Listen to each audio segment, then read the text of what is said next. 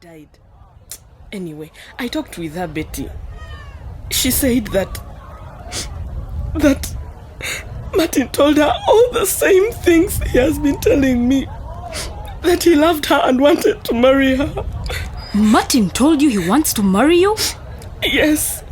He said he wanted to marry me someday. And that he would love to see me pregnant with his baby. Oh my God. Sandra, you didn't. What? Did you sleep with him, Sandra? Keep your voice down. Did you, Sandra?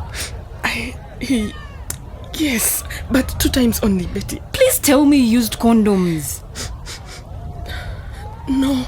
Oh, Sandra. I know. I'm such a fool. Even after what they told us in school about unprotected sex? What if I'm pregnant? Like that girl. Or maybe he has given me HIV. Oh no. Sandra, please don't cry. If I'm watching. Oh, Betty. What am I going to do? I thought he cared about me. But he lied. When I told him I know about him, he got angry and told me I was acting childish. Betty, I think he is even married. Sandra, I'm sorry. What am I going to do? First thing, you need to go to the health center and they check you. Oh, Betty, I don't want. You have to.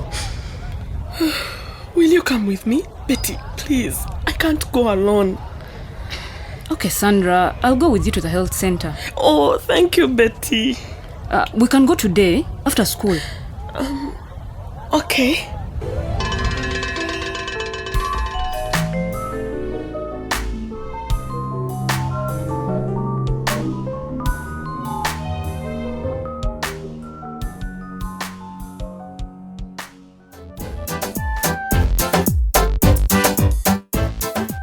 What will you do before you go to bed tonight? I'll make supper for the family. Me? I'll catch up with the news to see what's been happening during the day. I will help my children with their homework. Do you know that every year in Uganda, 6,000 women die because of problems during pregnancy or while giving birth? Yet you can do something to make a difference in the life of one woman. Visit www.everyoneisme.ug or text the word everyone to 7197.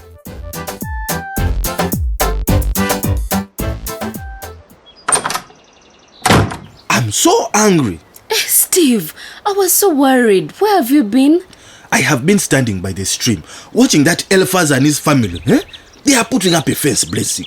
It's so unfair. How could Jackson give that man our family land? I thought you had gone to fight with those people. It's just that so-called uncle of mine. Can you imagine? Whichever village it is that they moved to, he and his other brothers went about giving birth like rabbits. Now they come back and claim my land. I think they paid something to Jackson, Steve. You know what I think, Blessing? What, Steve? I think my father was a fool to have only 2 children. Steve, what are you saying? Eliphaz got my land because his father had 7 sons. And they all had 7 children. But my father only had 2. Betty and me. Now we only have 2 children. I believe your father tried to plan ahead.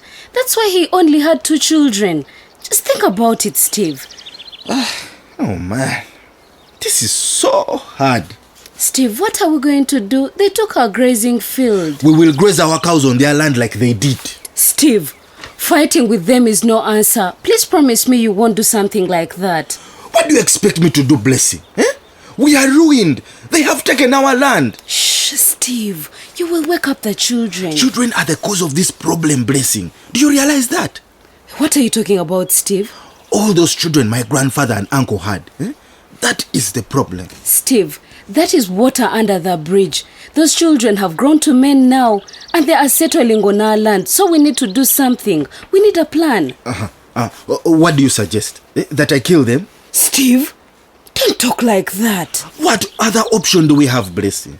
Steve, you need to get an official title for your land. Otherwise, we will lose all of it. That is the first thing to do. Since when do I need the government to tell me what land I own? Everyone knows this is my grandfather's land. He gave it to my father. How could Jackson give it away to those encroachers? Shh, Steve. You are going to wake up the children. Oh, and about children, Blessing. No more. What? No more children. We are done. But Steve... We can't produce another child. Eh? What land will we give them? Our land has been taken away from us. You no longer want a son? Can you guarantee that the next pregnancy will be a boy? I'm not good. Then we shall keep with Joy and Jovia. I am not about to behave like these people that just ruined us. Oh, Steve, you're just angry now. Blessing, we'll talk about this another time. I know that you think that this is abrupt. Now I have to prepare to go to the land office in Matari.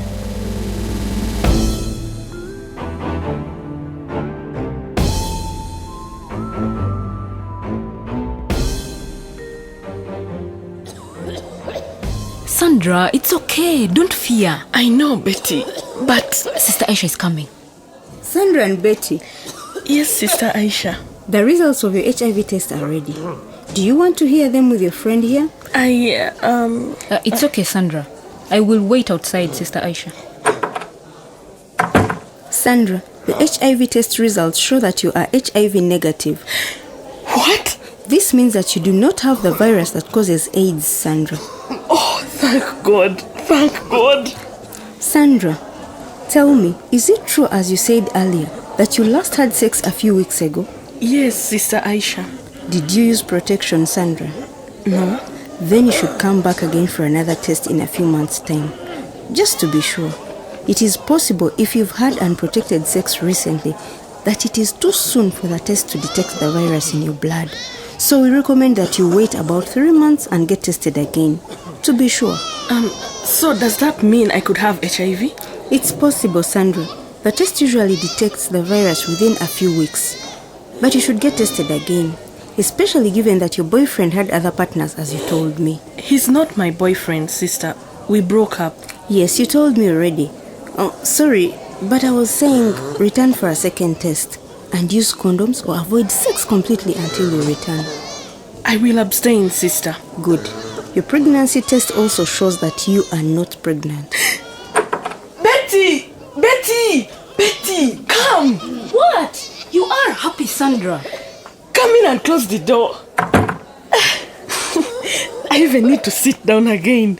Betty, I'm not pregnant. That is such good news, Sandra.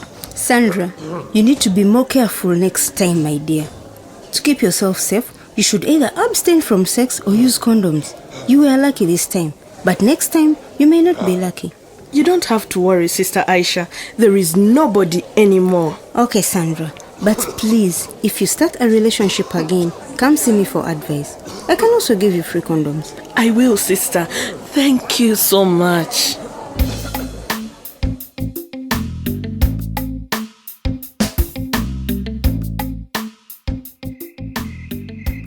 Hello, Steve. Oh, hello, Vincent. You heard what happened? I heard about your land. I'm so sorry, Steve. Steve, I have come to tell you that I'll be leaving on Monday. What do you mean? I'm going back to university. I told you some time back. You had forgotten? I guess I forgot. Time can fly. I know. Steve, I'm sorry about the land. It's so unfair. Can you imagine? They are taking my land. I can't believe it. Yesterday all this was ours, and in one day all that part down there is gone. I never thought this would happen. I don't know what to say, man. Vincent, you were right all along. What do you mean? I mean, look at what has happened. We have to start thinking about what will happen 10 to 20 years from now if we continue having large families. I'm glad you see my point.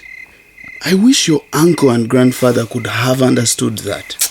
Talk about it. The only way we can change things is if all people decide to have smaller families. Otherwise, even if you decide to have few, it won't make a difference. If my uncles continue as they have, we will end up sharing this one piece of land between 50 children. And then if each of those has 5 or 7 kids, my God. Maybe that's the one good thing that's come out of all this, Steve. What? You got the Gen X message. I hate to have to say this, Vincent.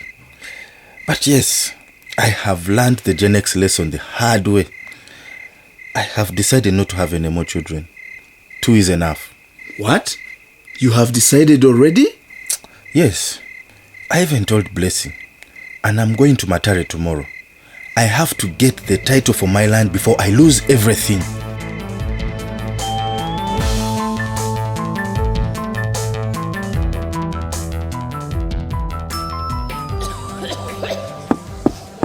Come in. Good evening, Dr. Ian. You're working late. I thought you were planning on resting at my house. Yes, Sister Aisha. I was just finishing up before I go to your house. Dr. Ian, do you have a minute? Sure, Aisha. What is it? I've been talking to Mzee Zak about the housing issue. Yes? He thinks he might have a solution. Oh. He was telling me that in the village where he lived as a child, they once needed a health center, but the government didn't have the funds. That sounds familiar. I know. But his village decided not to wait for the government. They decided to build for themselves the health center instead. How? Everyone contributed, even if it was labor, food for workers, materials, or money. He said it took about a year for them to build a sizable block. The government then stocked it with drugs and provided stuff for it. What village is that? I didn't ask him, but he thinks the same can happen here. Really? He says a lot of people are complaining to him about the services here lately. And he thinks that if they knew that the problem would be partially solved if you had accommodations, they might be persuaded to help out. You do realize, Aisha, that these are difficult times in Rock Point for everyone. The fishing business has died. People are struggling. I know. It's probably a crazy idea, but Zach seemed to think it could work. And it's the only way out. I haven't had any better ideas. Well, you have a point there. The people of Rock Point depend on this health center, Doctor. Surely they will want to help out. I think they will ask why the government is not paying for the housing. That's what I would want to know if I was them. The reality is that the government is not going to do anything about it. We both know that. That's what I told Zach, and he understands too. I don't know. They are not very happy with the health center at the moment. He can at least try. Okay, but Zach needs to work with the Health Unit Management Committee. They are the body that is supposed to liaise between the health center and the community. I'll tell Zach. And you know, Guma is on the committee. He owns the local radio station. Maybe he'll give Zach some time on radio to talk about the issue.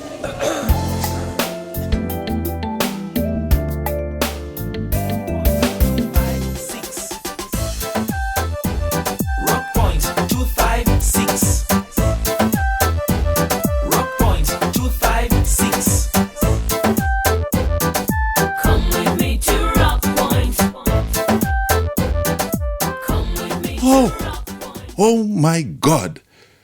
Do you think he's serious? I was going to ask you the same question. I mean, can you believe it? Sounds like a very drastic decision for a man who has already said he wants a baby boy. You know, to just come out and say he will stop at only 2 daughters? I know, but I think anyone in Steve's shoes would make that decision. The man just lost part of his ancestral land to his relatives. Which is ironic because he has always believed in big families. And he has always said that a big family is wealth. Yeah. Well, now he just realized it's the opposite. I know. He just lost part of his land to his relatives that produce large families without planning. It is not wealth at all. In fact, it takes wealth away, the bigger the family. I know. I'm happy for him though. That is a great decision he just made. It is. Vincent should go ahead and teach about the disadvantages of large families. I know. But unfortunately, he's about to go back to university. Well, I am sure his students at Foundation High like Betty and others will take up the Gen X message and teach the people of Rock Point to have fewer children. And then when he comes back for holidays again, he can support them and strengthen the message. I know. But we need to leave now. Do you have a message from a listener? Yes, we have a message here from Muhanji Isaac of Buyanja, Rukunjiri. He says, "Dear Rock Point team, thanks for the good work. Vincent should not fear, but continue teaching the Gen X message. We, the youth, have learnt a lot from him. And also, I want to thank Betty for being a good friend of Sandra and discouraging her from something for something love. Thank you for teaching us." Thank you, Isaac Muhanji, for writing again. Surely Vincent has done a good job. We wish that you teach people in your village to have smaller families, just like Vincent has taught you. Great. And Muhanji also commented on Betty's undying friendship to Sandra. Did you see her escorting Sandra to the health center for the pregnancy and HIV tests? That was so good. I know. I like the way they made up, but I